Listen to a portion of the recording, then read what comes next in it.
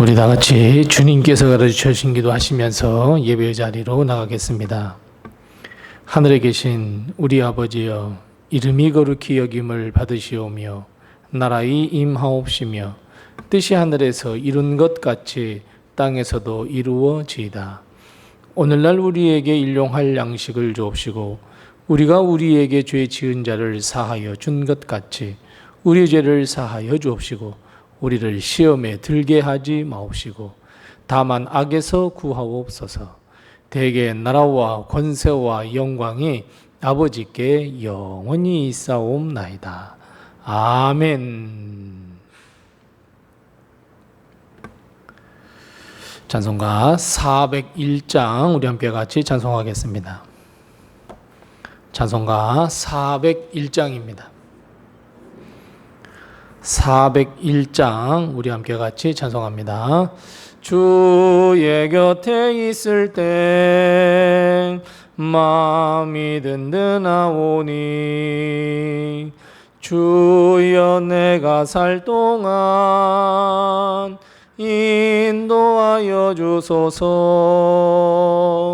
주여 주여 나를 인도하소서.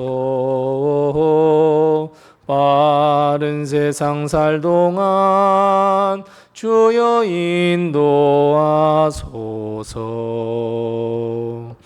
피난처인 예수여, 세상 물결 험할 때 크신 은혜 베푸사 나를 숨겨주소서. 주여 주여 나를 인도하소서. 빠른 세상 살 동안 주여 인도하소서. 세상 풍파 지난 후 영화로운 나라와 눈물 없는 곳으로 들어가게 하소서. 주여 주여 나를 인도하소서. 빠른 세상 살 동안 주여 인도하소서. 피난처인 예수여, 세상 물결 험할 때 크신 은혜 베푸사 나를 숨겨주소서. 주여 주여 나를 인도하소서. 빠른 세상 살 동안 주여 인도하소서.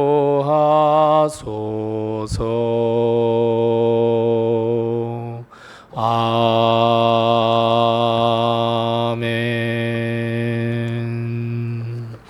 아멘.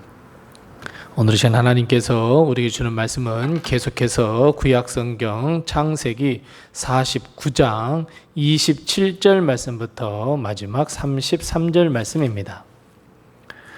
구약성경 80면에 있는 창세기 49장 27절 말씀부터 마지막 33절 말씀까지 우리 같이 한 목소리로 이 말씀을 봉독합니다. 구약성경 80면에 있습니다. 창세기 49장 27절부터 33절 말씀까지 우리 같이 한 목소리로 봉독합니다. 베냐민은 물어뜯는 일이라 아침에는 빼앗은 것을 먹고 저녁에는 움킨 것을 나누리로다. 이들은 이스라엘의 12지파라. 이와 같이 그들의 아버지가 그들에게 말하고 그들에게 축복하였으니 곧 그들 각 사람의 분량대로 축복하였더라. 그가 그들에게 명하여 이르되 내가 내 조상들에게로 돌아가리니 나를 햇사람 에브론의 밭에 있는 굴에 우리 선조와 함께 장사하라. 이 굴은 가나안 땅 마므레 앞 막벨라 밭에 있는 것이라. 아브라함이 햇사람 에브론에게서 밭과 함께 사서 그의 매장지를 삼았으므로 아브라함과 그의 아내 사라가 거기 장사되었고 이삭과 그의 아내 리브가도 거기 장사되었으며 나도 레아를 그곳에 장사하였노라. 이 밭과 거기 있는 굴은 햇사람에게서 산 것이니라. 야곱이 아들들에게 명하기를 마치고 그 발을 침상에 모으고 숨을 거두니 그의 백성에게로 돌아갔더라. 아멘.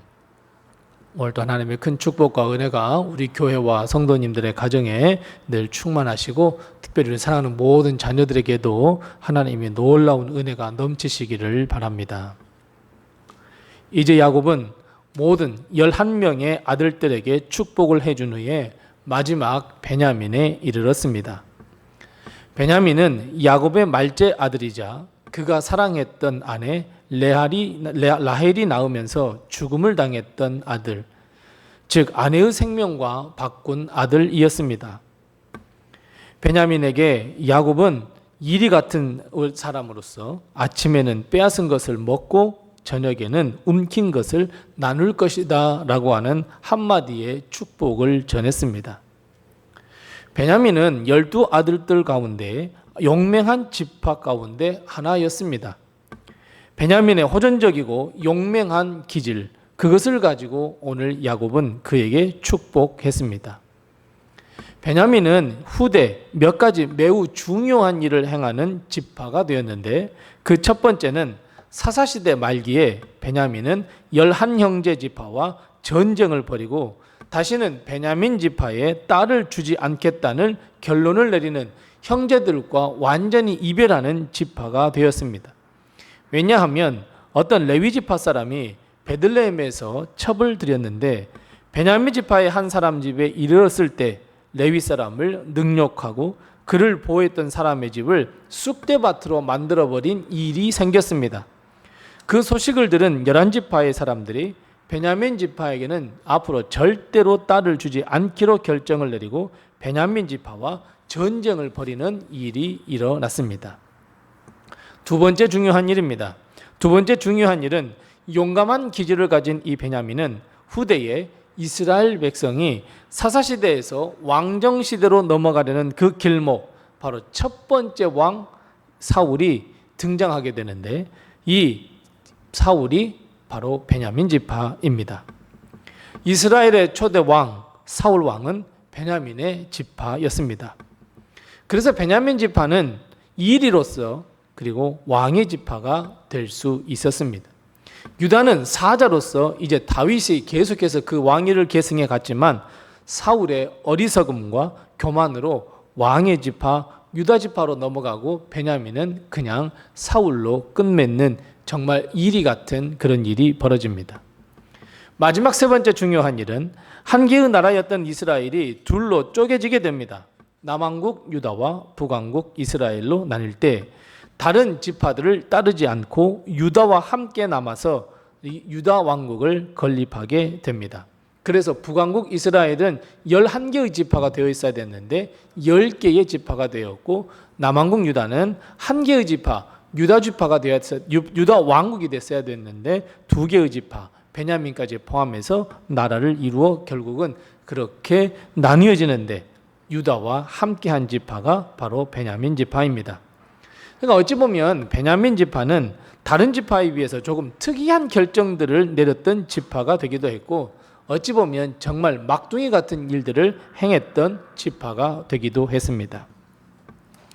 그런데 야곱은 아침에는 사나운 기질을 드러내지만 오후에는 유순해져서 움켜쥐는 것을 나눌 줄 아는 아량도 갖출 것이다 축복했습니다. 즉 움켜쥐는 것만이 능사가 아니며 움켜쥐는 것만 좋아할 것이 아니라 나눌 줄 아는 사람, 나눌 줄 아는 지파와 후손이 되기를 바라는 마음으로 그에게 이런 축복을 전했습니다. 사랑하는 성도 여러분, 하나님은 생각해보면 우리에게 수많은 축복과 은혜를 허락해 주셨습니다. 부인할 수 없는 사실입니다.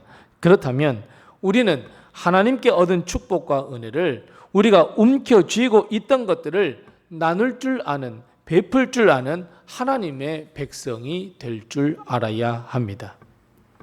하나님이 주신 축복과 은혜는 나만의 것이 아니라 나를 통해 세상에 흘러갈 수 있도록 축복의 통로로 사용하시기를 바라는 것이 하나님의 마음이며 하나님의 뜻입니다. 이렇게 12아들에 대한 미래에 일어날 일, 축복 혹은 경고와 부탁의 말을 다 한 뒤에 하나님은 12아들에 대한 야곱의 마지막 말, 축복을 이렇게 한마디로 정리합니다. 28절입니다. 그들 각 사람은 분량대로 축복하였더라. 결국 야곱의 축복은 야곱이 마음대로 베푼 것이 아니라 각 사람의 맞습니다. 분량대로 헤아려서 축복해 주었다는 의미입니다. 무계획적으로 아무렇게나 축복해 준 것이 아니라 분량대로 축복해 주었다는 의미입니다. 자기 자녀들에게 물질의 축복 다 받고 땅을 더 넓혀가는 축복을 받고 그래서 다 그들에게 똑같이 준 것이 아닙니다. 마찬가지입니다. 사랑하는 성도 여러분, 우리는 이 세상의 모든 것을 다 내 손에 줄 수 없습니다. 비록 내가 모든 것을 갖고자 하는 마음이 굴뚝 같다 하더라도 우리는 모든 것을 내 손에서 가질 수 없습니다. 은사도 마찬가지입니다. 한 사람이 모든 은사를 다 갖출 수는 없습니다. 하나님은 우리의 분량대로 각 사람에게 은사를 골고루 허락하시고 나누어 주었습니다. 그 이유가 무엇이겠습니까? 맞습니다. 그 이유는 서로가 서로를 섬기며 연합하게 하기 위함입니다. 모두가 다 힘을 다하고 마음을 다하여 베풀며 섬길 때 완전한 하나님의 나라를 이룰 수 있고 모든 것을 손에 가질 수 있는 기회를 얻을 수 있기 때문입니다. 내가 가지지 못한 것은 그 성도를 통해서 내가 누릴 수 있고 가질 수 있고 또 그 성도가 가지지 못한 것은 나를 통해서 나누어 줌으로써 그 성도도 가질 수 있고 내가 부족한 것은 그 성도를 통해서 보충할 수 있고 그 성도도 마찬가지이고 결국 풍성한 삶을 누리기 위해서는 모두가 함께 연합하며 섬기며 내가 가진 것을 나누어주고 베풀어줄 때 이루어질 수 있습니다. 그래서 교회는 그리고 가정은 완전한 공동체를 이루어갈 수가 있습니다. 여러분 자꾸 자기 것만 주장해 보십시오. 자기의 것을 지키려고 하고 내 것이 가장 최고라고만 여러분 생각해 보십시오. 남의 것을 빼앗으려고만 한다면 여러분 어떻게 되겠습니까? 그저 나는 섬김을 받기만 하고 자신의 생각을 관철시키고자 한다면 교회나 가정 그리고 내가 속한 공동체는 완전한 축복을 누릴 수도 없고 결국은 무너질 수밖에 없습니다. 하나님은 각 사람의 분량대로 은사와 축복, 은혜를 베풀어 주신 것 이것은 섬김을 위함이며 하나님의 사명을 이루기 위함임을 우리는 반드시 기억해야 합니다. 그래서 야곱은 베냐민뿐 아니라 모든 12명의 아들들이 그렇게 살기를 원했습니다. 그래서 그 아들들이 잘 연합해서 완전한 한 국가 공동체, 형제 공동체를 이루기를 원했습니다. 그래서 한 아들에게 다 모든 걸 다 주지 않았습니다. 각 사람의 분량대로 골고루 나누어 주었습니다. 야곱은 그의 모든 아들들 한 사람 한 사람에게 축복을 베푼 뒤에 마지막으로 자신이 죽고 난 후 시신을 어떻게 해줄 것인가 하는 것에 대한 유언을 남겼습니다. 야곱은 비록 지금 아들들과 애굽에서 평안한 삶을 살고 있어서 죽은 후에도 여기를 바라볼 수 있었지만 야곱은 여기를 바라본 것이 아니라 하나님이 약속하신 땅을 바라보았습니다. 특별히 야곱은 그의 사랑하는 아내 라헬의 곁에 묻어달라고 부탁할 수 있었지만 그곳이 아닌 집안 대대로 묻혀있는 막벨라 무덤에 선택했고 그곳에 묻어달라 부탁을 합니다. 오늘 본 말씀 31절 말씀처럼 아브라함과 사라, 아버지 이삭과 리브가 그리고 야곱의 조강지차였던 레아가 묻혀있는 바로 그곳입니다. 야곱은 늘 본향을 그리워하는 사람이었습니다. 하나님이 약속하신 땅을 늘 그리워했던 사람이 바로 야곱입니다. 마찬가지입니다. 우리 역시 하나님이 정하신 본향, 하나님의 나라를 늘 사모해야 합니다. 방금 말씀드렸던 것처럼 야곱은 죽은 후 여기가 행복하니 애굽 땅 아무 곳에 묻어달라 하지 않았습니다. 자신이 가장 사랑했던 라헬의 곁에 묻어달라 하지 않았습니다. 하나님이 약속하신 땅, 가나안 땅, 막벨라, 굴을 사모하며 그곳으로 돌아가기를 원했습니다. 그리고 오늘 본 말씀 33절에서 야곱은 그의 파란만장한 인생, 나그네의 삶을 모두 마치고 숨을 거두었습니다. 그리고 하나님은 이것을 이렇게 정의 내렸습니다. 야곱이 숨을 거두니 그의 백성에게로 돌아갔더라. 그의 백성에게로 돌아갔다라고 하는 말을 하나님께서 이야기하고 계시고, 하나님은 야곱을 포함한 모든 성도들의 죽음을 보시고 또 이렇게 선포합니다. 그의 백성에게 돌아갔다라고 하는 것은 구원을 받은 성도들이 모여 있는 곳, 구원을 받은 하나님의 백성이 모여 있는 하나님의 나라 천국으로 들어갔다라고 하는 말의 다른 표현입니다. 야곱은 죽음과 함께 동시에 구원받은 하나님의 백성이 모여 있는 본향 천국으로 들어갔습니다. 사랑하는 성도 여러분, 우리의 종착지는 어디가 되어야 한다고 생각하십니까? 하나님의 백성이 모여 있는 하나님의 나라가 분명하게 되어야 합니다. 우리는 하나님이 정하신 본향, 하나님의 백성이 있는 곳으로 분명히 우리를 인도해 주실 줄로 믿습니다. 그래서 여러분, 우리는 비록 이 땅을 살아가고 있지만 천국 소망을 가지고 사는 인생이 되어야 합니다. 언제든지 하나님께서 부르신다면 우리의 믿음을 보시고 아름다운 본향으로 인도해 주실 것을 소망하며 믿고 살아가는 믿음의 삶, 하루하루의 삶이 믿음의 삶, 주님과 동행하는 삶을 우리는 살아내야 합니다. 하나님은 하나님의 나라에서 우리의 파란만장한 삶을 위로해 주시고 우리가 행한 대로 생명의 면류관, 의의 면류관을 우리에게 베풀어 주실 줄로 믿습니다. 이 믿음을 가지고 오늘을 살며 오늘 하루의 삶이 천국으로 향하는 또 한 걸음의 발걸음이 되는 복받는 우리 모든 성도들이 다 되시기 바랍니다. 기도하겠습니다. 우리 함께 기도할 때 두 가지로 먼저 기도합니다. 첫 번째 기도할 것은 하나님께서 나를 보시고 분량대로 허락하신 그 성령의 은사, 축복을 모든 이들에게 나누어주고 베풀어주는 삶, 섬기는 삶이 되게 도와주시옵소서. 우리 함께 같이 기도합니다. 두 번째 기도할 것은 오늘 하루의 삶이 천국을 향한 힘찬 또 한 걸음의 발걸음이 되게 도와주시옵소서. 우선 이 두 가지의 기도 제목을 가지고 기도하시고 또 내가 가신 기도의 질문을 가지고 하나님 앞에 기도하겠습니다.